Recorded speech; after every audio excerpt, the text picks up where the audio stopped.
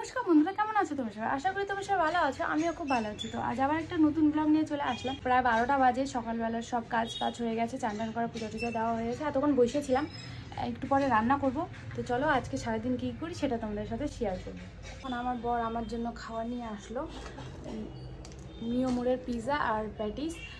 সেটা খেয়ে তারপর আমি রান্নাঘরে চলে এসেছি রান্না করার জন্য। এখানে দেখো আমার রান্নাবান্নাও কমপ্লিট হয়ে গেছে। বাঁধাকপি আলুর সবজি আর ডিম অমলেট বানিয়েছি। তারপর আমার বড় খাওয়ার জন্য চলে এসেছে, তাকে খাওয়ার দিয়ে দিয়েছি। 5:05 আমার একটু আগেই খাওয়া দাওয়া কমপ্লিট হলো।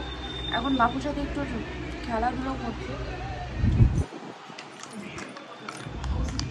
এখন আমরা নিচে যাচ্ছি, মানে আমাদের দোকানে যাচ্ছি। তো বাইরে ঝিঝি বৃষ্টি করতেছে, চলো নিচে যাই দেখা।